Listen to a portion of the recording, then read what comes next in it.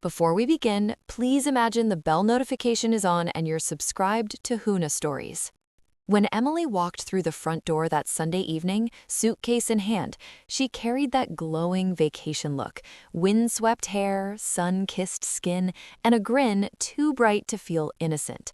She wrapped her arms around me, kissed my cheek, and acted like everything was perfect.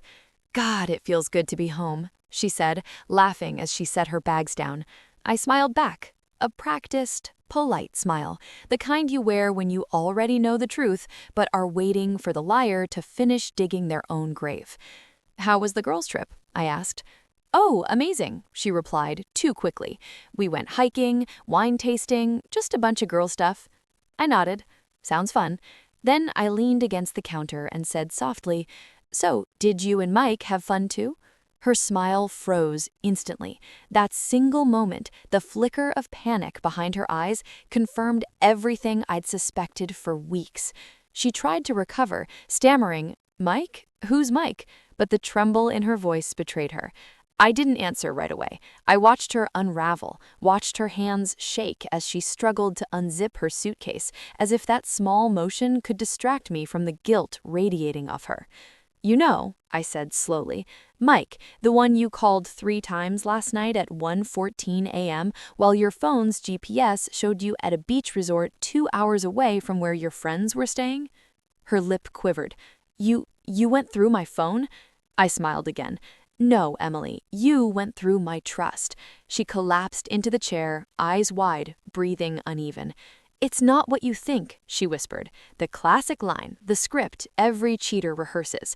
"Then tell me what it is," I said calmly, my voice steady, almost too quiet. "Because right now it looks like my wife went on a girls' trip that included one man and not me." She buried her face in her hands and began to cry. I'd seen this act before, tears that surface when lies finally fail. I wasn't angry anymore. I was finished. The truth spilled out in pieces.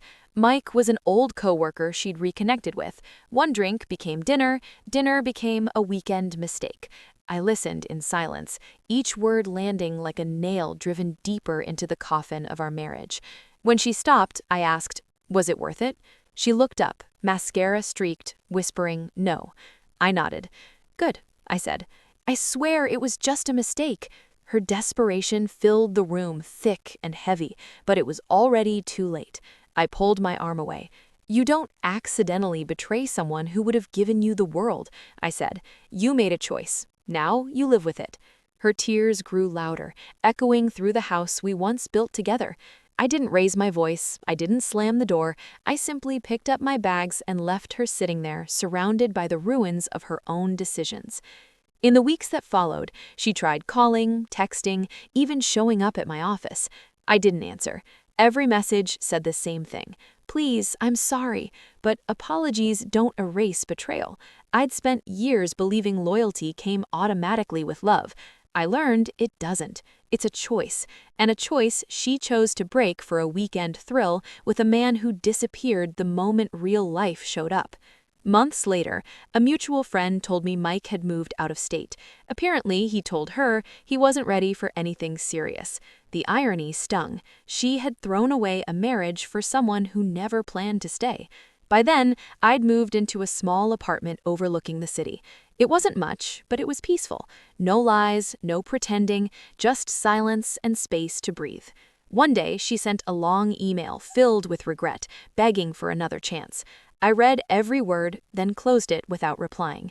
At the bottom, she wrote, "You were right. You were the only one who ever truly loved me." Maybe I was, but love without respect is just punishment, and I'd had enough of that. Now, when I think back to that moment, her walking in, smiling after her girls' trip, I realized that calm question, "Did you and Mike have fun?" wasn't anger. It was closure. I didn't need to shout or prove anything. She had already lost the only thing that mattered, my trust. And when trust dies, everything else dies with.